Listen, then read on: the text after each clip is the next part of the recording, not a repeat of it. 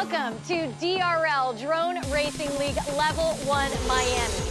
The best drone pilots in the world have come together here at Sun Life Stadium, home of the Miami Dolphins, to face off against one another and a race course built for speed.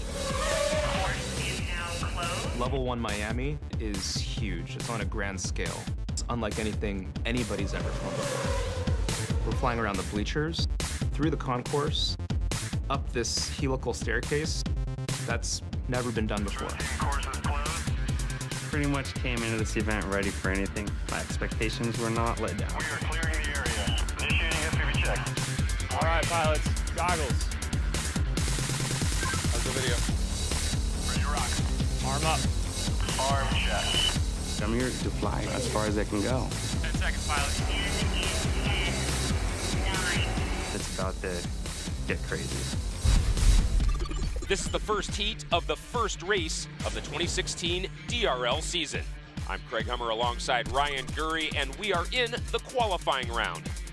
12 pilots battle across 3 races for the most points. The top 8 pilots move to the semifinals, and only 4 go on to the finals. There are 3 heats per race, and the first one is about to begin.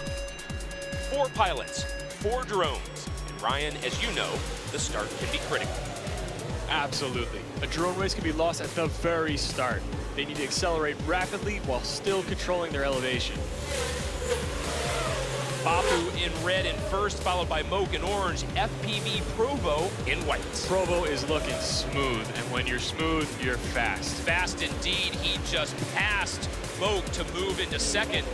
One more gate inside the bowl before a complex turn into the first tunnel. Lining up for this is tricky. Oh! Moke just pulled off the pass, a tighter turn, moving into the lead, pushing Bapu into second. In these tight spaces, you have to make turns with steady control for the cleanest possible line. Moke continues to stay very clean. Oh, but Bapu miscalculates the turn, and that allows Provo to dive into second. I am really impressed with Moke. Full speed for the most difficult parts of the course. He is taking risks, and they are paying off. Provo has his work cut out for him in this dogfight as they enter the bowl for the final time. He is running out of real estate and options. If he wants to catch up, he better lay on that throttle. Keep things smooth, get that speed. Provo flying too low, overcorrects, and that's going to cost him. This looks like it's now Moke's race. And that's a common mistake that Provo made. Gotta keep your stick smooth. Moke through the last gate, stretch run to the finish. Whoa, somehow Provo has found an extra gear, but runs out of real estate. Moke takes the win. Provo comes up 0.2 of a second short. Let's look back at the finish. Provo hits that final turn perfectly. Gained a ton of speed over Moke. And at 80 miles an hour, that's what 0.2 of a second looks like. I had Provo right behind me, and it's 0.1 of a second between us. It's just about going as fast as you can, and you have to ignore everybody else. The vertical drop ended up being ever so costly for Bapu. Bapu did miss that turn, but he took the time to reset himself to enter the tunnel safely. These quads are so finely tuned and so agile. Every millimeter of a movement of fingers is shown in the quad. So being able to manage that is even more a factor than all the practice you put, on your weekends and your time off and stuff, because there's no pressure when you practice by yourself. The official results from the first heat: Moke gets the win, 91.5 seconds. FPV Provo finishes 0.2 of a second and 2 points behind. Rafa gets only 100 points as he didn't finish under the 2-minute time cap. The most challenging part was probably when you came out of the helical and you have to make a really funky turn into another tight tunnel. And I know at least one of those times it was full of smoke, and I ended up going through thinking I was fine, and the smoke parted and I saw nothing but wall. There are 12 pilots in the qualifying rounds, but only 8 move on to the semifinal. After the completion of all 3 heats in our first qualifier, FPV Provo has moved ahead of Moke with 603 points. Next, the remaining pilots fight for a spot in the top 8.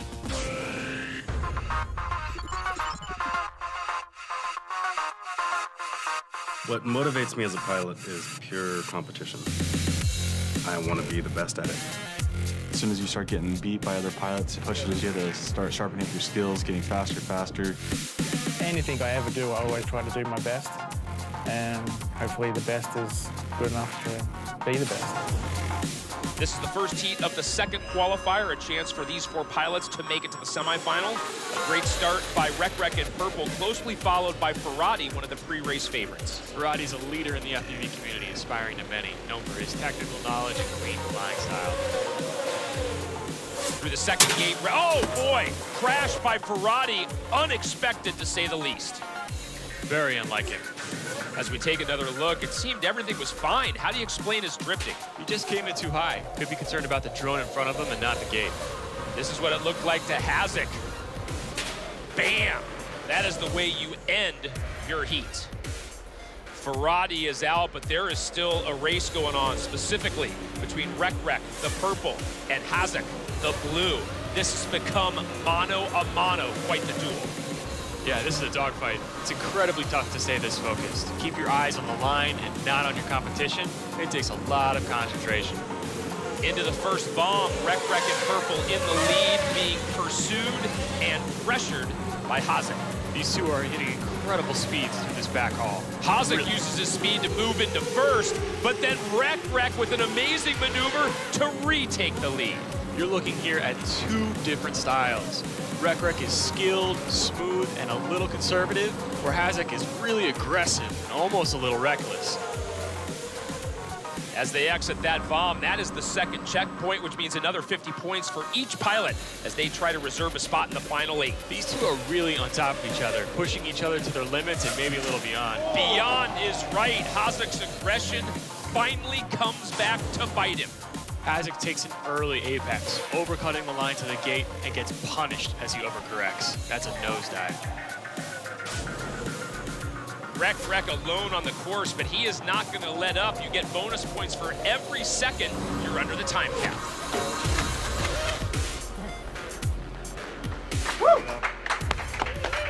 So close, bro. So we just diving into that gate, just getting towards that end there, and I'm like, okay, I know 2 are down, and then it's like, you came real tight on that corner, you got just ahead of me. I knew you were on my tail, and then when you got ahead, I was like, ooh, he's got it.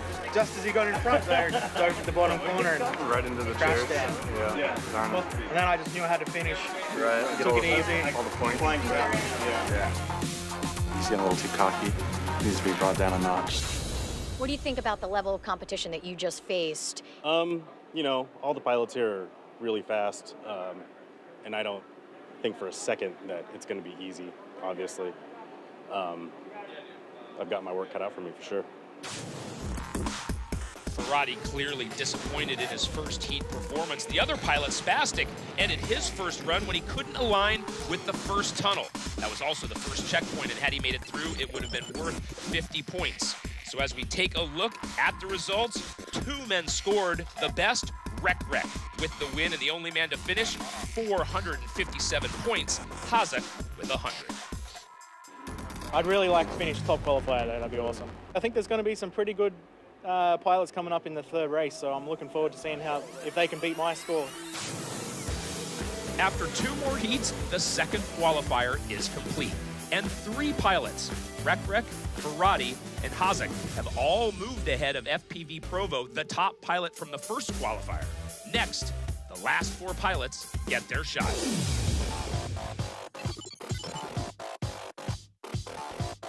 Flying Bear, you have an interesting strategy. You are standing up, using your controller. Yeah, I've always been a person that has to stand when they fly. I like to move around. And if I sit down, I feel too constricted and my body can't move with the motions I'm trying to make. Commencing arm check. Do you think that that's an advantage or disadvantage going last as opposed to first out here? I think it's both. Going 3rd is good because you know where you have to be to advance, but it's also, I don't know. I'm a little fired up right now. 3rd and final heat of the last qualifier. 4 pilots left to fight for a place in the semi. Zumas in red, he's got enough points. He knows he is already in. Flying Bear in purple, He needs 100 points, and he can clinch that semifinal spot by crossing the second checkpoint. Ooh, little A crashes. She is out with 9 already hitting the lip at the start. Just like that, we are down to 2. Zumas, one of the most dominant pilots we've seen today, handling the course with power and skill. Flying Bear is going to be lucky to keep him in his sights. Don't coronate the king just yet. Flying Bear clawing his way into contention. He even makes the pass. Zumas with a great job right there to regain the lead. Both these pilots working hard on every corner. This is a lot of blows back and forth. Tightest heat we have seen all day, approaching the second checkpoint. Oh, and that's it for Flying Bear, misjudging the exit of the bomb. Flying Bear's disappointment clearly evident. This has become, in essence, a victory lap for Zumas. And this is one of the dilemmas you have as an FPV pilot. How hard do you push? If he stayed back, he would have clinched, but he got caught up and he started to battle, and they may have lost it all. Meanwhile, mission accomplished for Zumas.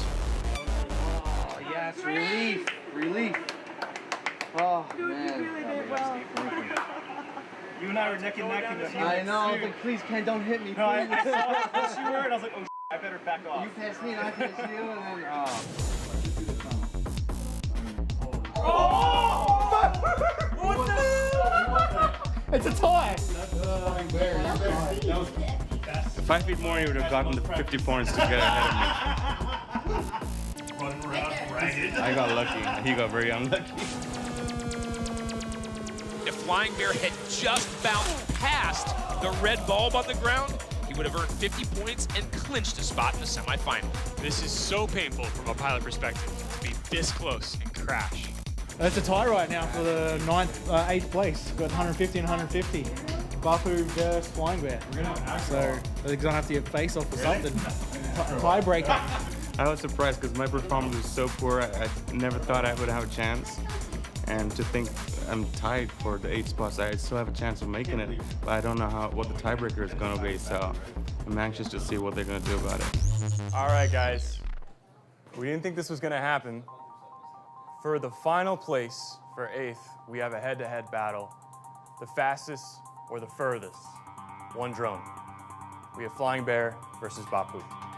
We're gonna get set up, give us 5 minutes.